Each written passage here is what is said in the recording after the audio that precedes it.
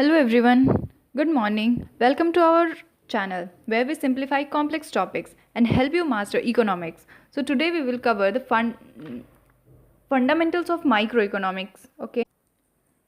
Fundamentals of micro economics ये बहुत ही interesting topic है। अगर इसके अंदर जैसे जैसे ये टॉपिक बाइफिकेट होते जाएगा और खुलते जाएगा ये बहुत ही इंटरेस्टिंग बनता जाएगा। ठीक है, सो प्रैक्टिकली सोच करके इस टॉपिक को समझना। ठीक है, जैसे माइक्रो इकोनॉमिक्स समझेंगे उसके अंदर हम उसके अंदर कंज्यूमर बिहेवियर को देखेंगे क्या होता है, जो कि अपने आप में एक बहुत ही इंटरेस्टिंग टॉपिक है। कार्डिनल और ऑर्डिनल थ्योरी हो गया, law of diminishing marginal utility हो गया, ये सारी चीज़ें बहुत इंटरेस्टिंग हैं। सो देखते हैं एक एक करके। ठीक है, माइक्रो इकोनॉमिक्स क्या होती है। माइक्रो इकोनॉमिक्स एक इकोनॉमिक्स का ही ब्रांच है। दूसरा ब्रांच होता है मैक्रो इकोनॉमिक्स, जिसके बारे में हमें अभी कोई डिस्कशन नहीं करना है, हमें माइक्रो इकोनॉमिक्स के बारे में डिस्कशन करना है। तो माइक्रो इकोनॉमिक्स में हम क्या पढ़ते हैं, ये हमें इंडिविजुअलिटी के बारे में बताते हैं कि इंडिविजुअल पर्सन जो है, इंडिविजुअल बिजनेस हो गया या इंडिविजुअल फॉर्म्स हो गई, ये लोग डिसीज़न कैसे लेते हैं। ठीक है, ये डिसीजंस कैसे लेते हैं, अपने रिसोर्सेज को यूज़ कैसे करते हैं, इकट्ठा कैसे करते हैं, रिसोर्सेज को एलोकेट कैसे करते हैं, डिस्ट्रीब्यूट कैसे करते हैं, हम ये सारी चीज़ें इसके अंदर देखते हैं। इंडिविजुअल्स के बारे में देखते हैं, लेकिन हर एक चीज़ इंडिविजुअल्स के बारे में होती है। ये कैसे जैसे बिजनेसेस और फॉर्म्स हो गई, वो अपने प्राइजेस को डिटरमाइन कैसे करती हैं, कौन से ऐसे फैक्टर्स होते हैं जिसकी वजह से जो कंज्यूमर्स होते हैं उनके प्राइस, उनके जो परचेजिंग डिसीजंस होती हैं वो चेंज होती हैं। ठीक है, ये सारी चीज़ें हम माइक्रो इकोनॉमिक्स के अंदर समझते हैं। माइक्रो इकोनॉमिक्स के अंदर हम दूसरा टॉपिक देखते हैं, उसका एक सब टॉपिक है कंज्यूमर बिहेवियर। कंज्यूमर बिहेवियर के अंदर हम सारी चीज़ें देखेंगे और बहुत सारी ऑर्डिनल कार्डिनल थ्योरी और ये सारी चीज़ें देखेंगे। तो कंज्यूमर बिहेवियर क्या होता है, कंज्यूमर बिहेवियर हमें क्या बताता है। नाम से पता लग रहा है कंज्यूमर का बिहेवियर, जो कंज्यूमर खरीदने जाते हैं, परचेज करते हैं, अपने रिसोर्सेज को लोकेट करते हैं, उनके बारे में पढ़ना है। ठीक है, how individuals make choices regarding their income and consumption. ठीक है, उनकी इनकम क्या है, मार्केट में प्राइजेस क्या हैं, इन सारी चीज़ों को देखते हुए उनके वांट्स को जो सबसे ज़्यादा सेटिस्फाई करता है वो चीज़ें वो खरीदते हैं। ठीक है, उनके पास पैसा कितना है, उनके पास टाइम कितना है, और जो मार्केट में बंडल्स अवेलेबल हैं या फिर जो मार्केट में चीज़ें अवेलेबल हैं उसमें से उनको सबसे ज़्यादा सेटिस्फाई क्या कर रहा है। ठीक है, ये बेसिकली कंज्यूमर बिहेवियर होता है, और इसको समझ करके हम और भी बहुत सारी चीज़ें समझते हैं। जब हमें कंज्यूमर बिहेवियर के बारे में पता लगेगा ना, तो ये हमें हेल्प करता है मार्केट्स को और रिसर्चर्स को प्रिडिक्ट करने में कि एक पोटेंशियल कस्टमर जो है वो न्यू प्रोडक्ट्स को, न्यू सर्विसेज को लेके उसके रिस्पॉन्स क्या हो रहे हैं। ठीक है, तो कंज्यूमर बिहेवियर समझ आया ना। कंज्यूमर बिहेवियर डील करता है कि जो कंज्यूमर्स होते हैं वो कैसे स्पेंड करते हैं अपने इनकम को on different goods and services. ये सिंपल सी एक चीज़ है कंज्यूमर बिहेवियर। कंज्यूमर बिहेवियर के अंदर हम देखते हैं कार्डिनल यूटिलिटी और ऑर्डिनल यूटिलिटी। पहले देखते हैं कार्डिनल यूटिलिटी। कार्डिनल यूटिलिटी के अंदर क्या होता है कि ये अज्यूम करता है utility can be measured in absolute numbers allowing for precise comparison of satisfaction. ठीक है, नहीं समझ आया होगा, बताती हूँ। कंज्यूमर बिहेवियर में बेसिकली चीज़ें क्या थी कि वो जितनी चीज़ें हैं उनके पास, उनकी इनकम, उनके पास टाइम जो है, इन चीज़ों जो उनके पास हैं उन चीज़ों का यूज़ करके वो मार्केट में जाते हैं। तो क्या चीज़ लेकर के आते हैं, उनकी नीड्स और उनकी वांट्स जो है क्या वो सेटिस्फाई हो रहे हैं या नहीं, यही था ना कंज्यूमर बिहेवियर में।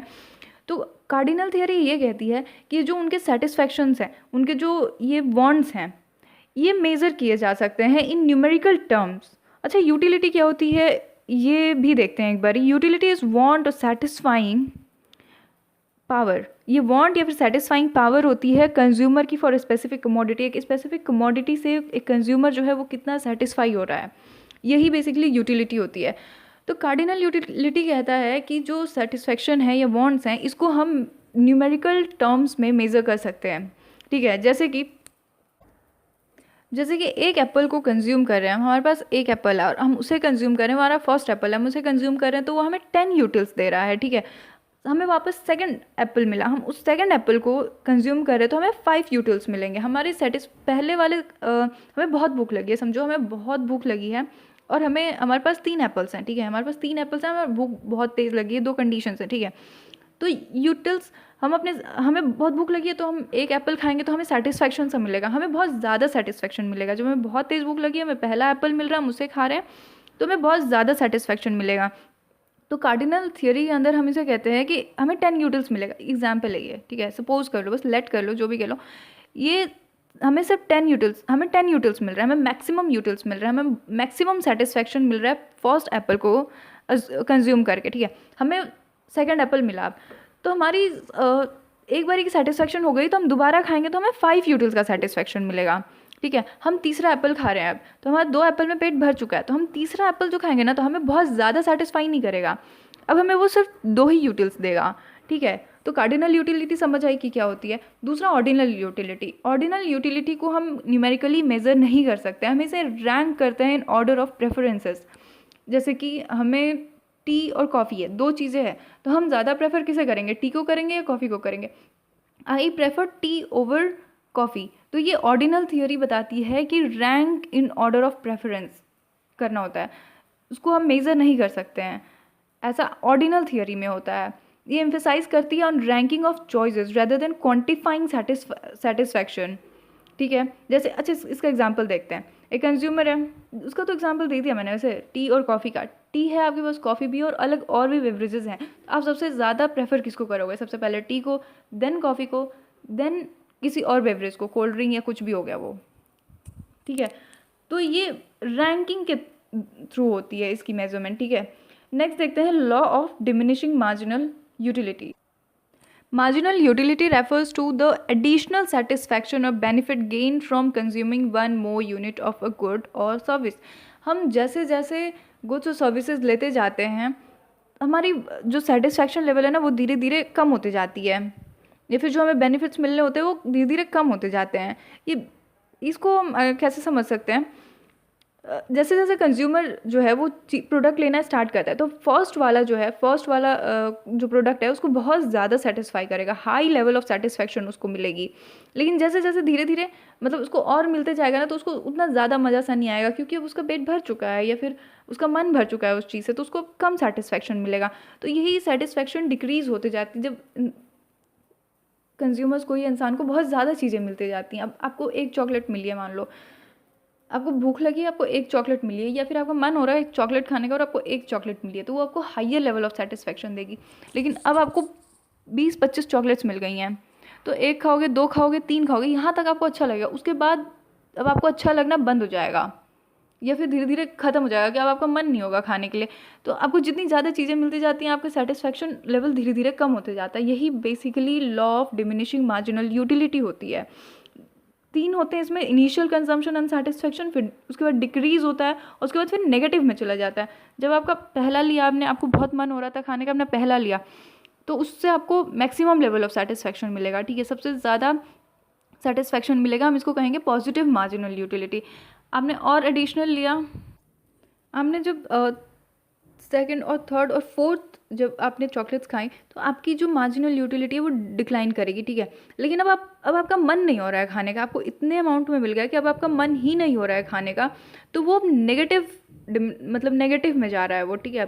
तो नेगेटिव मार्जिनल यूटिलिटी हो जाएगी। इसके कुछ इम्प्लीकेशंस भी हैं। इससे हमें क्या पता लगता है, ये जो law of diminishing marginal utility है हमें बताता है कि कंज्यूमर्स अब अपने कंजम्पशन को डाइवर्सिफाई करने वाले हैं, उनकी जो चॉइसेस हैं वो चेंज होने वाली हैं। बहुत ज़्यादा उस चीज़ का कंजम्पशन कर लिए हैं, तो उससे उनका धीरे धीरे मन भरने लग गया। तो मार्केट फर्म्स जो होती हैं इसे डिसाइड करती हैं या पता लगाती हैं कि अब कंज्यूमर्स को नए प्रोडक्ट्स की ज़रूरत है, या फिर अब हम नया प्रोडक्ट अपना लॉन्च कर सकते हैं, ठीक है। तो इसके बहुत सारे से इम्प्लीकेशंस होते हैं, सिर्फ इतना ही नहीं, और बताती हूँ रुको। जैसे ये कंपनीज़ हैं, नेटफ्लिक्स हो गई, अमेज़ॉन हो गई, ये इन कॉन्सेप्ट्स का यूज़ करती हैं। कैसे, जब चीज़ों की जब वो अपने प्राइसिंग मॉडल्स को डिसाइड करने के लिए वो काफ़ी बार आप देखते होंगे नेटफ्लिक्स पे, अमेज़ॉन पे, वो सिर्फ इन पे ही क्या और भी चीज़ों पे, लेकिन मैं एग्जांपल दे रही हूँ अभी, इनका डिस्काउंट्स देते हैं ये फॉर बल्क परचेज। अब बल्क परचेज करोगे तो डिस्काउंट्स मिलेंगे, और इससे जो कंज्यूमर्स होते हैं वो इंसेंटिवाइज होते हैं और ज़्यादा उसका फिर कंजम्पशन करते हैं। तो ये जो थियरीज़ हैं, law of diminishing marginal utility हो गया या फिर कंज्यूमर बिहेवियर हो गया, ये ऐसे ही नहीं है, इनके बहुत सारे से इम्प्लीकेशंस हैं, ठीक है। रियल लाइफ में भी इनके बहुत सारे से इम्प्लीकेशंस हैं। नेक्स्ट देखते हैं सप्लाई एंड डिमांड। डिमांड क्या होती है, जब कंज्यूमर जो होते हैं वो किसी भी प्राइस पे किसी गुड या सर्विस को लेने के लिए रेडी हैं वो, तो हम इसको डिमांड कहेंगे। आप डिमांड मतलब जब आप प्राइजेस बढ़ा भी रहे हो तो भी वो डिमांड कर रहे हैं उस चीज़ की, तो भी उनको ज़रूरत है उन चीज़ों की। तो ये क्या होती है, डिमांड होती है। लॉ ऑफ डिमांड क्या कहता है कि all L all else equal as the price of a good decreases the quantity demanded increases and vice versa। Market में कुछ भी चल रहा है, जब प्राइजेस जो होते हैं, लॉ ऑफ डिमांड क्या कह रहा है ये देखना, ये कहता है कि जब प्राइजेस डिक्रीज होते हैं, गुड्स एंड सर्विसेज के प्राइजेस डिक्रीज होते हैं तो उसकी डिमांड बढ़ती है, और वाइस वर्सा होता है इसका, जब प्राइजेस बढ़ रहे हैं तो डिमांड घटती है, लेकिन डिमांड होती है उन चीज़ों की, ठीक है। सप्लाई क्या होता है, सप्लाई रिप्रेजेंट करती है कि जो प्रोड्यूसर्स हैं वो किसी भी प्राइस पे are willing to sell their products, तो हम इसको सप्लाई कहेंगे। प्राइस कम हो रहा है, ज़्यादा हो रहा है and they are willing to sell their product, तो हम उसको सप्लाई कहेंगे। और लॉ ऑफ सप्लाई क्या कहता है कि जब प्राइस इंक्रीज़ होता है तो सप्लाई भी इंक्रीज़ होती है, और प्राइस जब डिक्रीज़ होता है तो सप्लाई भी डिक्रीज़ होती है। अब प्राइस इंक्रीज़ क्यों होगा, उसकी बहुत ज़्यादा डिमांड होगी, जब डिमांड ज़्यादा होगी तभी तो सप्लाई ज़्यादा होगी, या जब डिमांड होगी तभी तो प्रोड्यूसर सप्लाई करना पसंद करेंगे।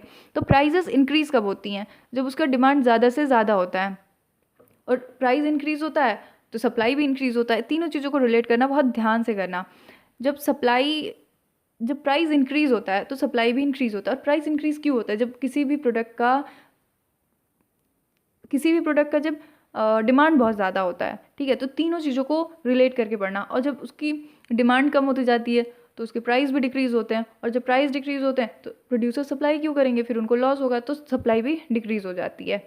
और मार्केट इक्विलिब्रियम कब आता है, जब डिमांड और सप्लाई दोनों इक्वल हो गए हैं एक स्पेसिफिक प्राइस पे, तो ये इक्विलिब्रियम की कंडीशन आ जाती है।